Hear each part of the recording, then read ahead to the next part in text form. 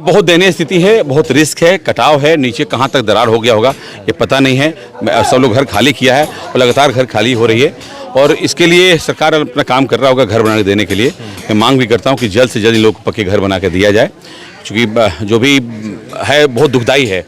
ये कटाव जो है अभी डीएम साहब चाहे सरकार बचा नहीं सकता, क्योंकि जड़ धारा यहाँ पर है। अभी तत्काल रिलीफ के उनको घर बना के देना पड़ेगा और फिर आगे ठोस कदम उठाया जाए कि आगे कोई गांव इस तरह बर्बाद नहीं हो। उसके लिए ठोस कदम उठाया जाए, एक ठोकर बनाई जाए हर जगह जहाँ पे भी गंगा का सीधा धार आता है। क्या गांव के लोगों से बात हुई कि क्यों ये कटा हुआ? हाँ, बात हुई, काफ़ी लोग बोले। कुछ लोगों का आरोप है कि यहाँ से बालू की खनन होती थी, जिसकी वजह से यहाँ पे मिट्टी हल्की हो गई और नदी का धारा मुड़ गया। लेकिन जब नदी कहीं और था, फिर नदी यहाँ घूम गया, तो चीज़ें हुई हैं, समस्याएं। अब इस पर सरकार जांच कर रही होगी। खनन पे क्यों नहीं रोक लगता है? आप भी अभी बात कर रहे थे कि जहाँ जहाँ खनन हो रहा है नदी के किनारे वहाँ पर रोक लगे। नहीं, सरकार की तो नीति है खनन। अब चोर लोग कौन रोक सकता है? बहुत सारे लोग चोरियाँ करता है, मिट्टी बेचता है नदी से। तो सरकार अपना काम करती है, रोज गाड़ियाँ पकड़ती है, उनको जेल भेजती है, अपना कानून प्रशासन काम कर रहा है। लेकिन हमें अभी इसमें एक चीज़ और कहूँगा, गाँव के व्यक्तियों को भी जागरूक होना होगा, है ना। वो रोके कि भाई हमारे गाँव के सामने से मिट्टी काटोगे तो नहीं काटने दूंगा, हमारे गाँव उठा जाएगा। तो ये प्रशासन से ज़्यादा गाँव के लोगों को एक्टिव होना पड़ेगा चाहिए, क्योंकि ये समस्या ही उठी है कि यहाँ हम बहुत सारे वीडियो देखा कि यहाँ मिट्टी कटा इसीलिए हम मिट्टी धारा मुड़ गया, नहीं तो कहीं नदी कहीं और था। तो ये चीज़ गांव को एक्टिव होना पड़ेगा, उनको पता होना चाहिए कि ये इससे क्या नुकसान क्या फ़ायदा होता है। ये गांव तो समाप्ति की ओर है, इसके आगे दामोदरपुर गांव है जी, वहाँ भी पहुँच सकते हैं, तो उसके लिए क्या करना होगा? अभी तो यहाँ रोकना पड़ेगा नदी को।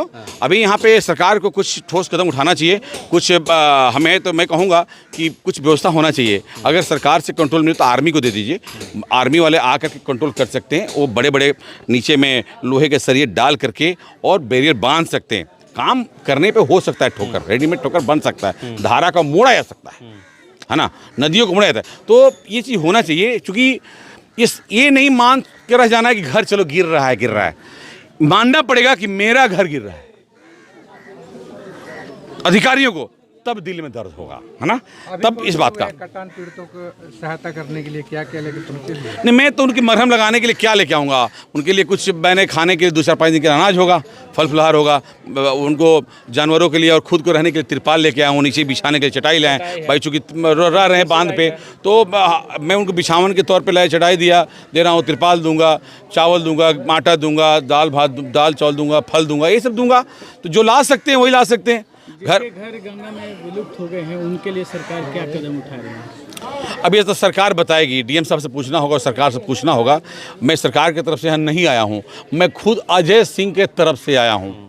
मेरे से जो बन पड़ रहा है वो मैं करूँगा और आप लोगों के माध्यम से इतना ही कहता हूँ, जिसका जैसे घर गिरा है, किसी को कोई इसमें से हेल्प सहयोग चाहिए होगा, मेरे को कभी कॉल कर सकते हैं, मैं उनके लिए हमेशा खड़ा हूँ। अजय सिंह का एक ही मांग है, जमीन चाहिए और मुआवजे की राशि चाहिए। इसको लेकर जिलाधिकारी से बात कीजिए। बिल्कुल बात करूँगा कि उनको मुआवजा दीजिए या फिर उनको घर बना के दीजिए, है ना। देखिए, ज़मीन तो आज गया है, ज़मीन फिर बाहर निकल जाएगा। सरकार अब ये नहीं कह सकती कि बहुत सारी ज़मीन आपको दे देगी, है ना।